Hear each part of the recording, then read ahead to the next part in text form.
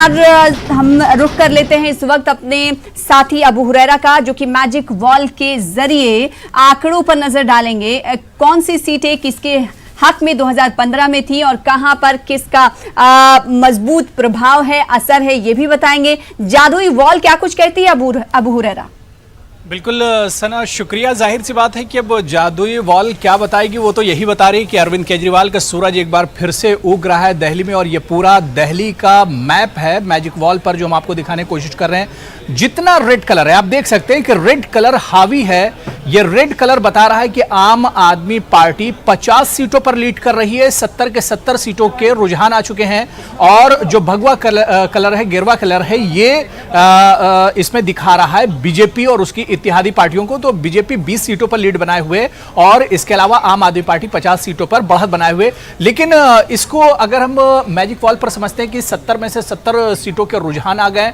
आम आदमी पार्टी की बात करते हैं तो आम आदमी पार्टी 50 सीटों पर बढ़त बनाए हुए। अब से कुछ देर पहले मैंने अभी अपने नाज़रीन को बताया था कि अरविंद केजरीवाल बिल्कुल विराट कोहली जैसे शानदार बल्लेबाजी कर रहे हैं और T20 मुकाबले में 50 अपनी मुकम्मल कर चुके हैं। हालांकि कई बार हमने देखा कि कभी 49, कभी 48, ये जो फिगर है, डिजिट है, ये आगे पीछे हो रहा है। लेकिन इस वक्त आम आदमी पार्टी 50 सीटों पर बढ़त बनाए हुए है। बीजेपी इत्तेहाद की बात करें तो वो 20 सीटों पर बढ़त बनाए हुए। 2015 के मुकाबले में बात करें तो 17 सीटों का फायदा हो रहा है। मैजिक वॉल ये भी आपको दिखा रही कि 17 सीटों का फायदा हो रहा है 2015 के मुकाबले में बीजेपी को। और इसके अलावा 2015 के मुकाबले में आम आदमी पार्टी की बात करें तो इन्हीं 17 सीटों का नुकसान आम आदमी पार्टी को हो रहा है। तो 17 सीटें जो आम आदमी पार्टी की घट रही, वही 17 सीटें बीजेपी के खाते में जाती दिख रही हैं। तो ये जो ग्राफिक्स है बहुत दिलचस्प है। 50 सीटों पर आम आदमी पार्टी एक तरह से अभी लीड कर रही है।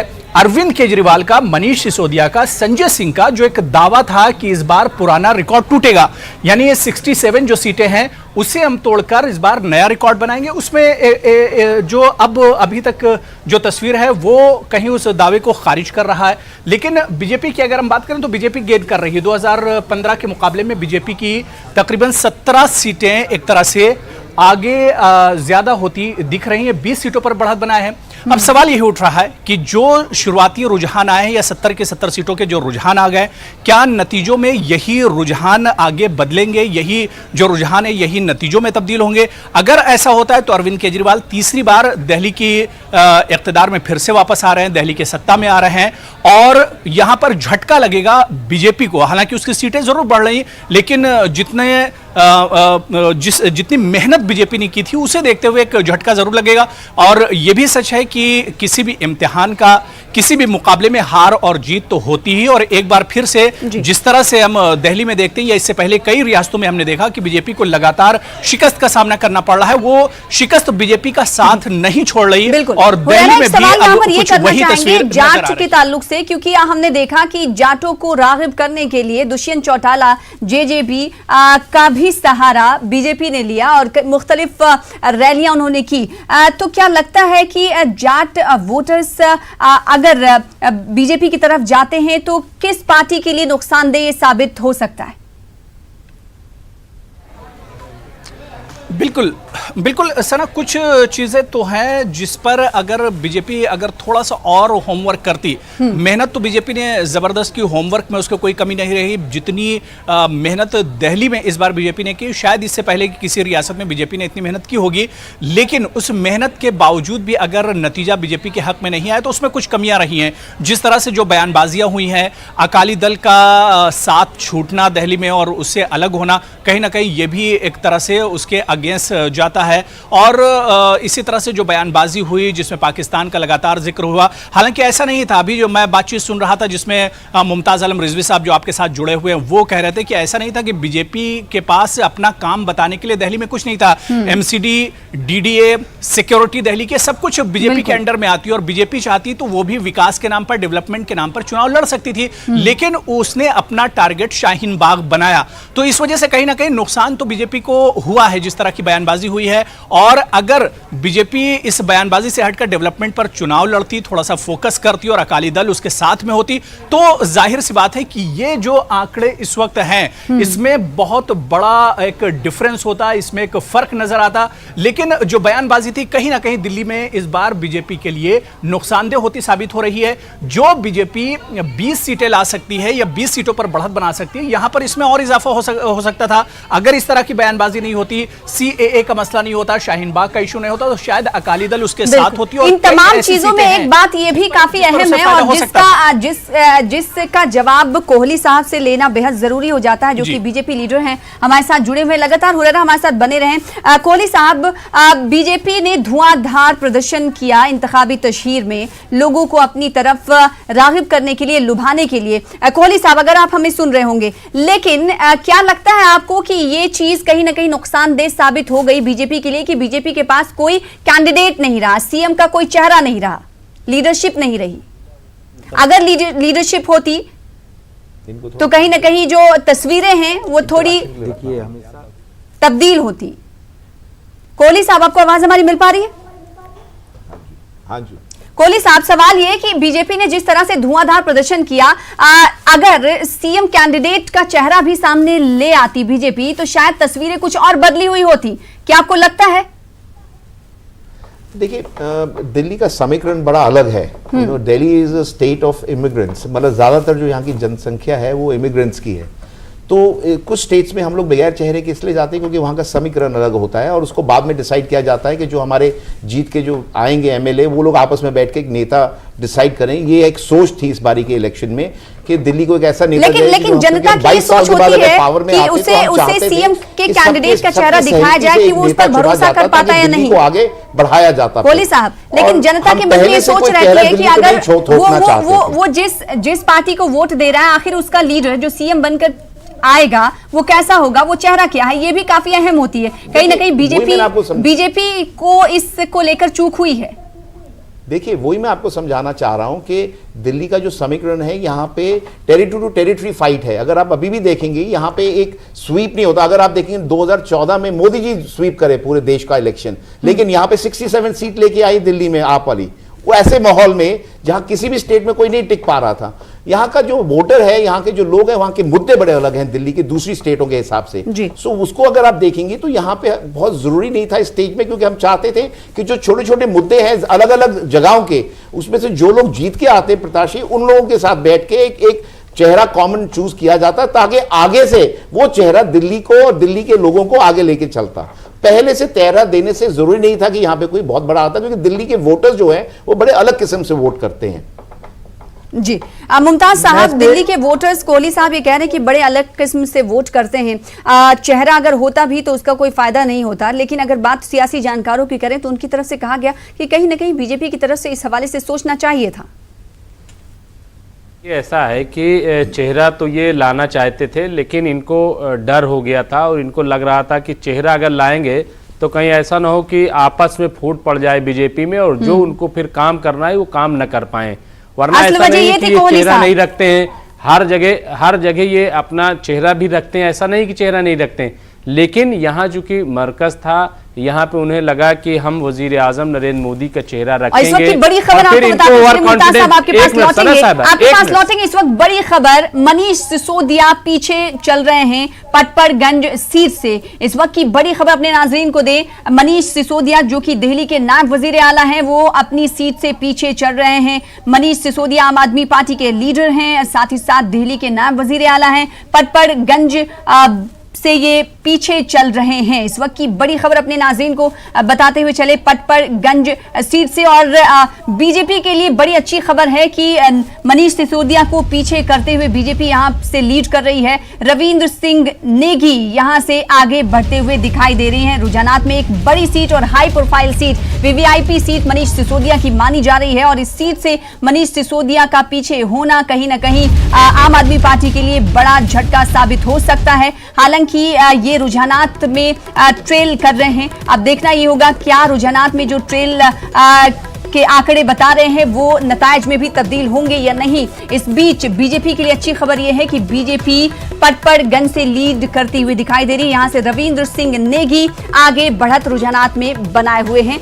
बड़ी हाई प्रोफाइल सीट है जिस पर सभी की निगाहें टिकी हुई थी। अरविंद केजरीवाल की सीट पर निगाहें टिकी हुई, साथ ही साथ पटपड़गंज पर सभी की निगाहें टिकी हुई थी, क्योंकि यहां पर यूनियन टेरिटरी दिल्ली के नायब वजीर आला मनीष सिसोदिया खुद चुनाव लड़ रहे थे, इंतखाबी मैदान में थे और इस वक्त वो पीछे चल रहे हैं। इसका मतलब कई मानों में काफी अहम हो जाता है कि मनीष सिसोदिया जो कि जिनके हाथ में दिल्ली की बागडोर है वो अपनी ही सीट से पीछे चल रहे हैं और यहां पर बीजेपी कड़ी टक्कर देते हुए आगे बढ़ती हुई दिखाई दे रही। तो आम आदमी पार्टी के हवाले से बल्ली मारान सीट की अगर हम बात करें तो यहां से इमरान हुसैन आम आदमी पार्टी से पीछे दिखाई दे रहे हैं। ये तमाम जो सीटें हैं बल्ली मारान और अगर मचिया महल ओखला, ये तमाम मुस्लिम अक्सरती इलाके माने जाते हैं। यहां से आम आदमी पार्टी लीड करती हुई दिखाई दे रही है। मटिया महल असेंबली सीट की हम बात कर रहे हैं जिसका ग्राफिक्स इस वक्त टीवी स्क्रीन पर है। तो लगातार हार और जीत के आंकड़े को लेकर अभी तस्वीरें साफ नहीं हो पाई हैं, लेकिन जो बढ़त है रुझानात में वो हम लगातार आपको दिखा रहे हैं। ओखला सीट की अगर बात करें जिस पर सभी की निगाहें मरकूज रही पिछले 2 महीने से, वहां से अमानतुल्लाह खान जो कि आम आदमी पार्टी के लीडर हैं, जिन पर इल्जामात लगातार लगते रहे कि उन्होंने कहीं ना कहीं मुजाहिरीन को भड़काया और CAA NRC पर प्रोटेस्ट करने के लिए आमादा किया, वो इस असेंबली सीट से आगे बढ़ते हुए दिखाई दे रहे हैं। तो बीजेपी के ब्रह्मा सिंह पीछे दिख रहे हैं। ऋषि साहब क्या कुछ कह रहे हैं? मैं बता रहा हूं जी ऋषि साहब, मनीष सिसोदिया जो कि पटपड़गंज से उम्मीदवार हैं और वो पीछे चल रहे हैं, काफी माना हो जाता है इस सीट का मनीष सिसोदिया का पीछे होना।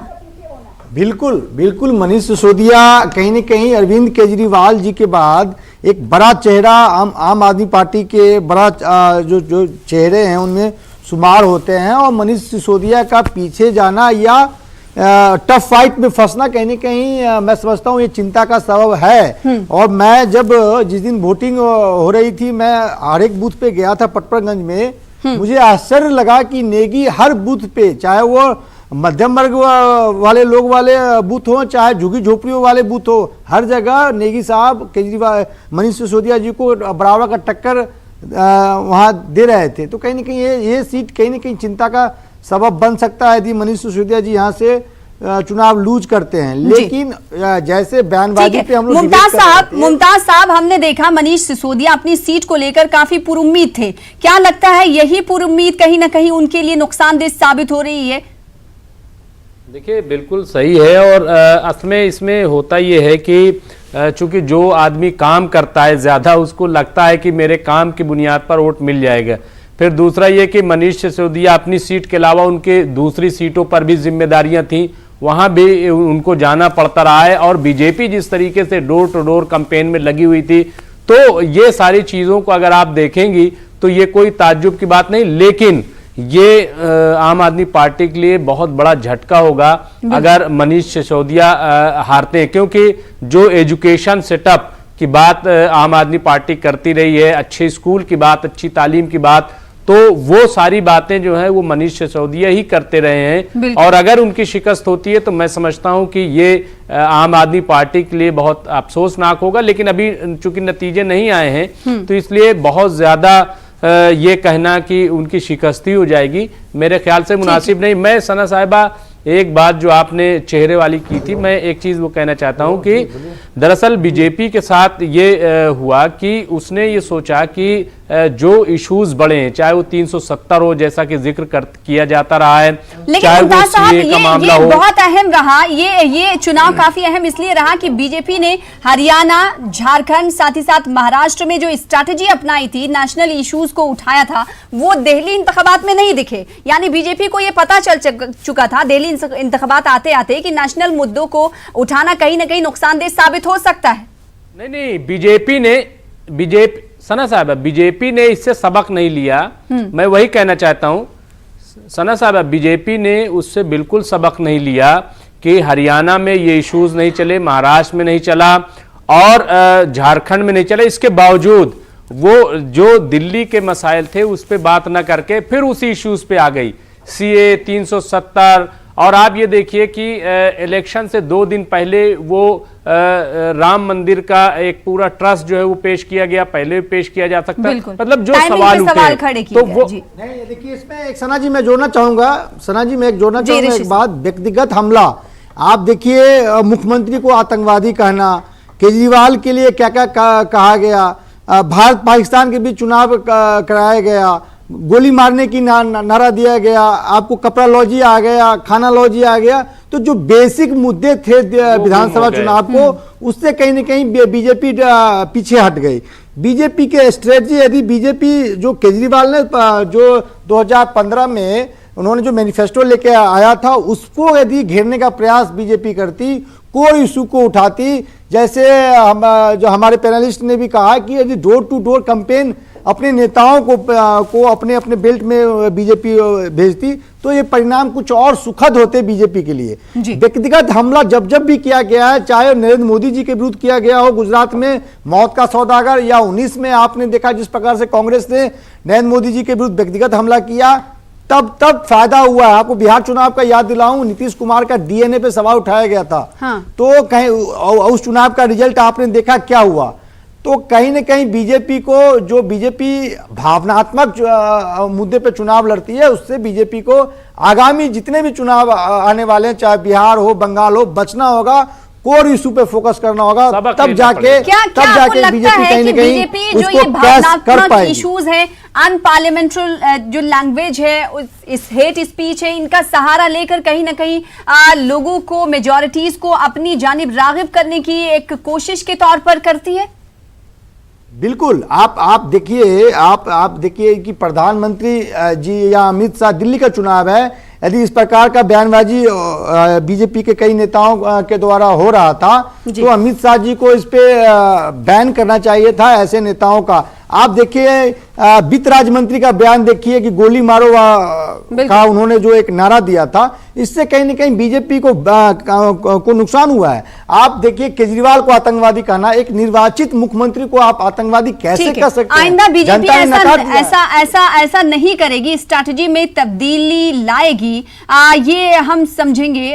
कोहली साहब से, कोहली साहब, लगातार जो पैनलिस्ट है वो यही कह रहे हैं, और लगातार हमने देखा कि जो बयानात बीजेपी लीडरों की तरफ से दिए गए, उसका कहीं ना कहीं खामियाजा भुगतना पड़ रहा है इस बार सरकार को। कहीं ना कहीं सरकार को ये लग रहा था कि इस तरह के बयानात से मेजॉरिटीज के जो हमदर्दी है वो अपनी तरफ ली जा सकती है, लेकिन ये तो टेढ़ी खीर साबित हो गई बीजेपी के लिए।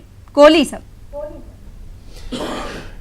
देखिए दिल्ली का इलेक्शन आम आदमी पार्टी के साथ अगर आप देखेंगे 67 से जो नीचे, और आप खुद बता रही हैं कई सीटों पे इस टाइम पे वोटों की डिफरेंस अगर आप देखेंगी, वही बताता है कि आप आदमी अपना ग्राउंड कैसे लूज कर रहा है। दूसरी बात, आप आदमी पार्टी ने अपनी जो इमिग्रेंट जनता है दिल्ली की, उसकी भावना को कैसे इस्तेमाल कर रही है। जहरीले बयान का सहारा बीजेपी क्यों लेती है? समझ में ये नहीं आता। जब भी इंतखाब होते हैं तो इस तरह के मुद्दे, अनपार्लियामेंट्री लैंग्वेजेस का इस्तेमाल किया जाता है। बाहर डालेंगे इसको, कहां से करेंगे? आप मुल्क में हर चीज देके राजनीति कर रहे हैं। और आप ये बोल रहे हैं कि बीजेपी में वही जनता का सरोकार है, उस पर बीजेपी बात क्यों नहीं करती? बीजेपी पाकिस्तान वर्सेस हिंदुस्तान क्यों लेकर आती है? क्यों? क्योंकि 4 पीढ़ियों से मुफ्त में बिजली, मुफ्त में राशन, मुफ्त में बीजेपी कि आप आके जिनको जरूरत है उनको दीजिए, मोदी जी कहते हैं, पर जिनको जरूरत नहीं है आप उनको भी दे रहे। तो आप अपने प्रदेश के ऊपर, उसके ट्रेजर के ऊपर इतना बाहर डाल देंगे कि एक टाइम पे बस कर जाएगा। फिर आप जाके प्रदेश को बोलेंगे पैसा दीजिए, मैं सैलरी नहीं दे पा रहा, आप पैसा दीजिए, मैं ये मेंटेनेंस नहीं कर पा रहा। आप मुफ्त में देखिए कोई चीज चला सकती है क्या? आप मुफ्त में अपना घर चला सकती है? मुझे बताइए। नहीं, कोई सरकार दे रही है फायदा, आवाम को तो तकलीफ क्या है? भावनाओं पे आपने वोट ले लिया, ठीक है, अगर सरकार ये फायदा दे रही है, सरकार से लोग यही चाहते हैं ना। सरकार से क्या चाहते हैं लोग? गोली नहीं चाहते ना, काम चाहते हैं। कोहली साहब, सरकार से जनता क्या चाहती है? सरकार से आवाम क्या चाहती है? जिनको जरूरत है उनको दीजिए, जिनको जरूरत है उससे कोई हम परहेज नहीं करते, बट आप ब्लैंकली सबको कह रहे हैं। ठीक है, आप किसी एक स्टेट का बता दीजिए जहां पर जिनको जरूरत हो वहां पर बीजेपी ने आवाम का साथ दिया हो। कोहली साहब, अच्छा किसी एक स्टेट का नाम बता दीजिए जहां पर जिनको जरूरत हो, दिल्ली जैसी तस्वीर वहां पर दिखाई दी हो। वित्त राज्य मंत्री जैसे सीनियर नेता कोहली साहब जवाब नेताओं का दीजिए। इस प्रकार का बयान शोभा देता है क्या? अटल कोहली बिहारी साहब, वाजपेयी जिंदा होते तो ऐसे नेताओं को क्या बर्दाश्त करते हैं? अटल बिहारी आंख नहीं मारा बीजेपी को। नहीं, मैं उस बयान उनकी जेब में मत भरिए। मैं उस बयान की आप बात ये करता कर हूं। रहे हैं, आप ये कर रही है। मैं 2 करोड़ लोगों को हमने दिया है, सारी जनता दिल्ली की मैं गरीब उस है, बयान- सारी जनता दिल्ली की अरे आप कहां जा काम रहे नहीं हैं? कर रही, आप सारी कहां जा जनता रहे के हैं? दिल्ली की अरे- पानी नहीं मिलती, अरे भाई, सारी जनता आप दिल्ली को चुनाव बिजली हो नहीं गया मिलती, है, लोगों के घर में एयर कंडीशन लगे हुए हैं। चुनाव आप हो जाके गया। देखिए, आप कह रहे हैं मैं तो अभी घूम के आया हूँ, कहाँ नहीं घूम के मिलता। आया? मेरा आपको जगह बिल- बताता मेरा हूँ, बिल जहाँ अभी जाके घूम 5,000 जाइए, का एयर है। कंडीशन दिखा दूंगा अरे वहाँ भाई, पे। आप चुनाव- स्लम कॉलोनीज में एयर कंडीशन आप- दिखा दूंगा आप आपको। चुनाव आप हो- बात कर रहे हैं, आप चुनाव आप हो- कोई चीज मुफ्त की देंगे, मुफ्त उसका सबको नहीं है। एडवांटेज अरे दिया है सुन तो आपने, लीजिए। मैं मानता हूँ, मुफ्त नहीं है। बट ये लॉन्ग टर्म सोल्यूशन अरे नहीं है। सुन तो लीजिए आप आप। कोई प्रदेश को या देश को चला अरे सके कोहली साहब- और राजनीति मुफ्त की कर कोहली सके। साहब, और मैंने- इस पे मोदी मैंने- जी मुफ्त बिल्कुल नहीं है। नहीं कोहली मानते साहब- इस बात को। कोहली साहब, और जी। लोगों से झूठ बोल के अरे वोट सुन नहीं तो लेंगे। लीजिए। और इस बीच जहाँ अगर पे रुझानात प्रदेश की आप- पर नजर डालें तो साहब, रुझानात में मैं उन पहली बातों को बार बोल आम रहा आदमी हूं, पार्टी पैसा 55 लगा रहे सीटों पर पहुंचती हुई दिखाई दे रही है और ये आंकड़ा बीजेपी में कम हो गया है। बीजेपी अब 15 पर रुझानात में बढ़त बनाए हुए हैं। आप चारों मेहमान हमारे साथ जुड़े रहे। छोटे से ब्रेक के लिए रुकेंगे, ब्रेक के बाद जल्द लौटेंगे।